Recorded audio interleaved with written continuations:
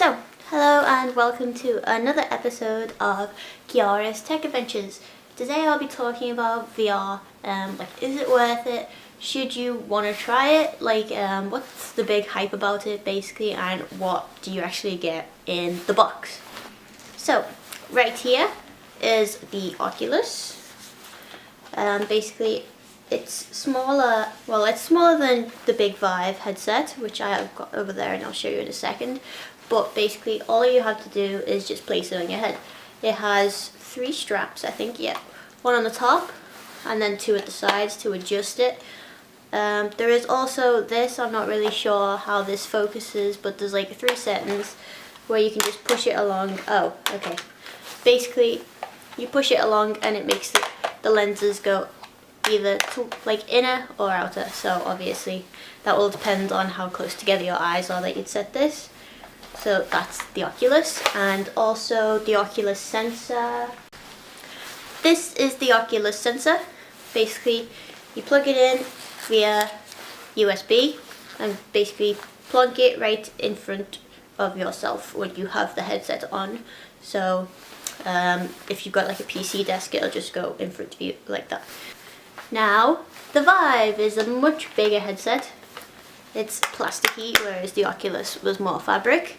It has a headphone port, and its wires are much longer than the Oculus, because this is mostly used for room scale, and I'll go about explaining the differences later on in the video. The Vive also has 3 head straps, so 1 there and 2 at the side, and also it has a knob for doing the exact same as the Oculus, which basically makes the lenses either go towards or out depending on where your eyes are. In the box with the Oculus, you also get 2 face masks. The spongy bit here is the face mask. So basically there is one for people with wider heads and one for people with thinner heads.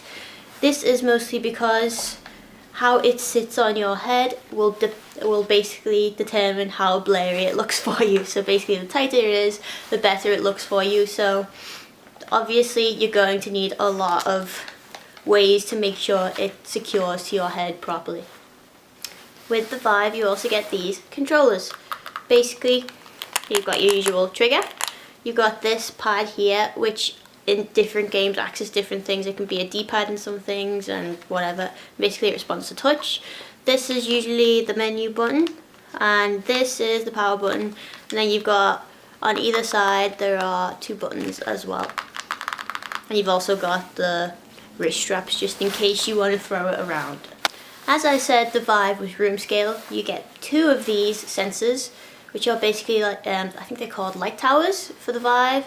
And basically all you need to do is plug it into the power. You don't need to connect it to your PC because it's automatically detected by the headset. So basically you get 2 of these, you'll put 1 on each side of your room.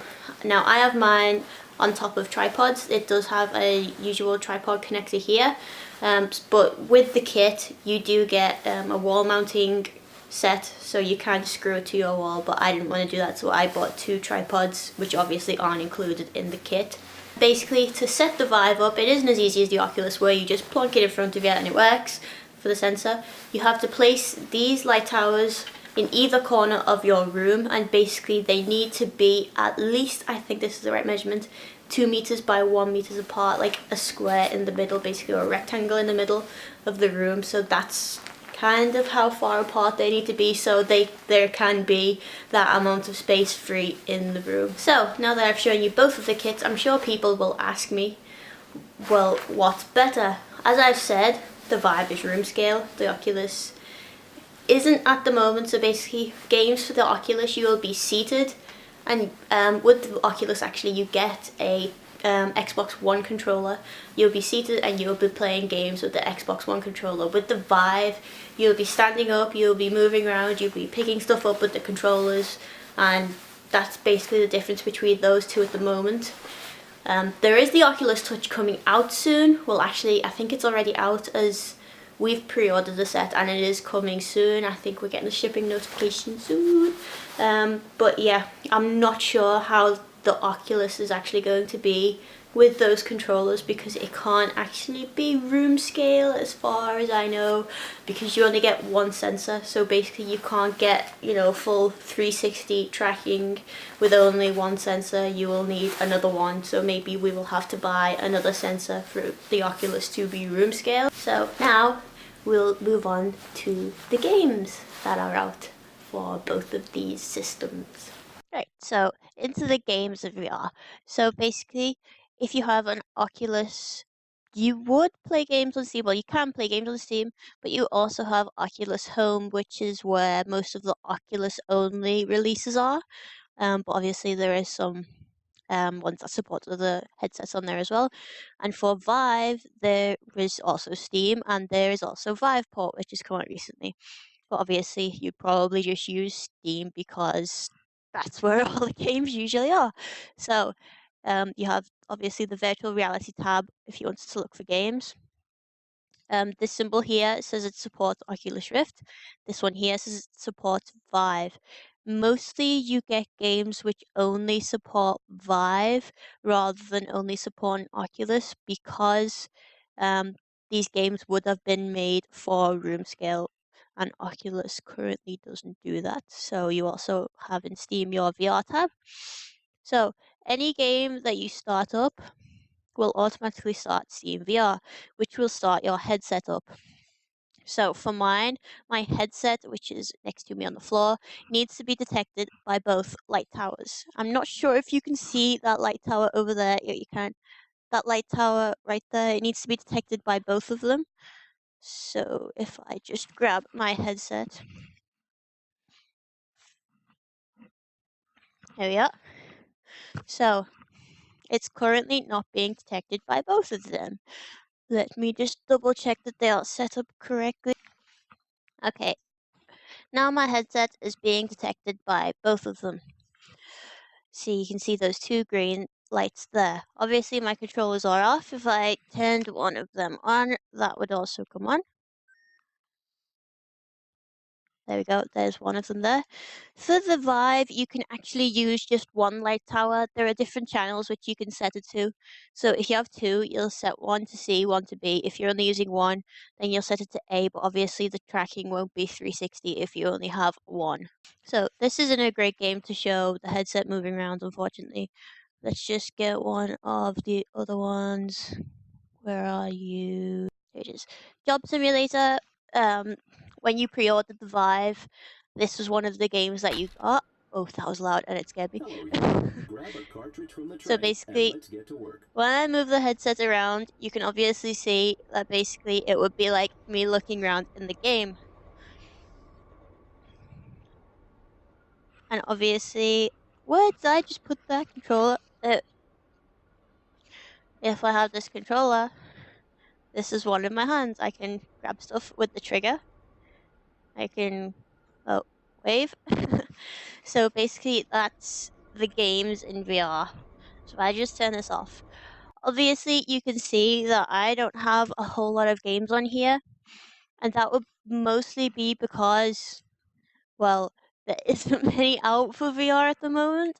Like, honestly, like these games here, they're all great, but they're honestly just not long. They're like not a full game. Most of them are like 4 hours at most, which I really class as a tech demo rather than a full-fledged game. So at the moment, if you have a VR headset and you can't really do much with it, like you paid £800 for this Vive, but you can't play very many games on it. So I wouldn't really recommend buying VR at the moment because of this one sole thing, because basically the price of them, the Oculus is 550. Well, it was 550 when we bought it. And then the Vive was 800 when I bought it. Like we pre-ordered both of them. And then obviously you need a beefy PC to run them. So you need at least, I think it's an i5 for something like that, CPU, and then you need at least a 970 GTX 970 graphics card. I mean, these aren't cheap items that you're going to get in everyday desktop computers. You're probably going to need a really like graphic intensive PC, so like a gaming PC. which are not cheap. They're definitely not cheap. So overall, VR is great. Like everyone I've had round who tried VR would definitely say, "Oh my god, I didn't think it would be like this. I didn't think it would be this immersive." Like it feels like you're actually in the game, but for the price of it, like with the games that are out, it's just not great at the moment. I wouldn't say it's feasible for, say, someone with like a budget to go out and buy it as like just a gaming console, just a gaming platform. Like obviously people like me who just like throwing money at tech because I have nothing else to throw money to. That's what I do. I just throw money at my PC and games. So that's why I have this setup. But honestly, like for a normal person who just wants to play games, I would say it's not feasible at the moment. But obviously, um, more headsets are coming out. There's the Microsoft headset which is coming out, and I think it has quite a low price tag. I think they last said it was around £250, which is more than half price of the Oculus and the Vive. So that would obviously be feasible. I don't know what specs it expects people to be running at though. Probably around the same, I'd say, or maybe a bit less actually, if the headset isn't as graphically intensive as these two. And there is also OSVR. I don't know much about that one, but I'm guessing it's going to be cheaper than these two as well. So, to wrap things up, overall, VR, it's a great experience. If you ever have a chance to go demo one, I'd say definitely go do it. One I haven't really talked about is PSVR, but that's just because I'm probably never going to use one. I mean, I might use one because my friends have PS4s, they will probably get one, but I'm more of a PC gamer, so I probably not get one. But so I'm just talking about PC VR at the moment. But yeah, VR, it is great. Go demo it if you can. But obviously, if you want like something to constantly play on, I would say VR isn't the way to go at the moment because there just isn't enough content out just yet. Maybe in 2017, fingers crossed. VR, come on, you can do it. Everyone, just wrap up and bring us some games. But yeah, there just isn't anything out for it at the moment, especially for the price tag. So yeah, that was my episode of Kiara's Tech Adventures, and I'll see you guys next time. See ya.